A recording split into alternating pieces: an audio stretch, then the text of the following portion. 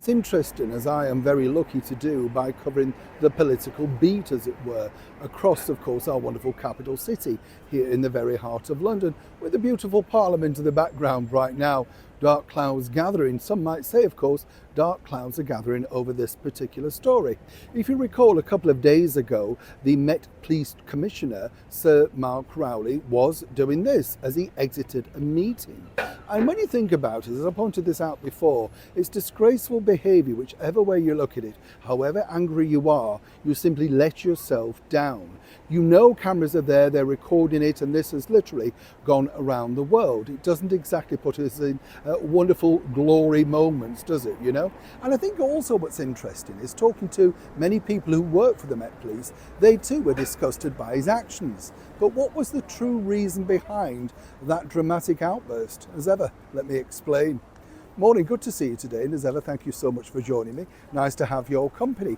There's this new phrase going around currently across the internet and literally in the newspapers, two-tier policing, or two-tier policing as it's now being said. And it's getting very, very difficult to stop this particular phrase.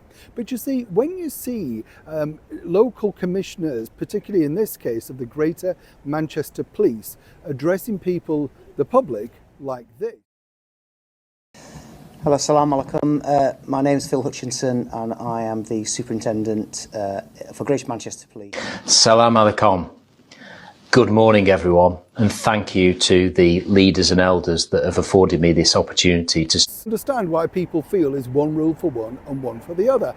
And really, what is the need for these people to stand behind him? It totally sends out the wrong publicity, marketing, branding, imagery, message, whatever you want to say. A particular incident happened as Sir Mark Rowley exited that meeting on how to deal with the escalating riots across the United Kingdom, which have become a focal point of the news. And as I've said, very bad form for him to do this. But according to a very well-placed source, it got very heated in the meeting, very quick and very fast. And this was apparently to do with the fact that it may be suggested that the British Army be brought in to restore some law and order, seemingly on the lawless streets.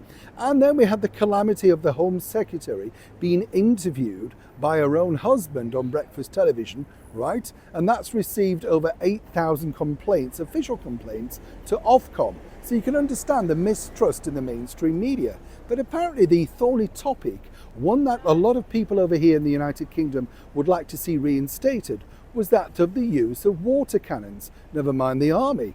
Now, we did have some water cannons apparently here in London, and they were bought by the previous Lord Mayor of London, Boris Johnson, but quickly sold off because Sadiq Khan, our current Lord Mayor of London, doesn't like the idea of water cannons, something allegedly shared by the Met Police Commissioner, Sir Mark Rowley also.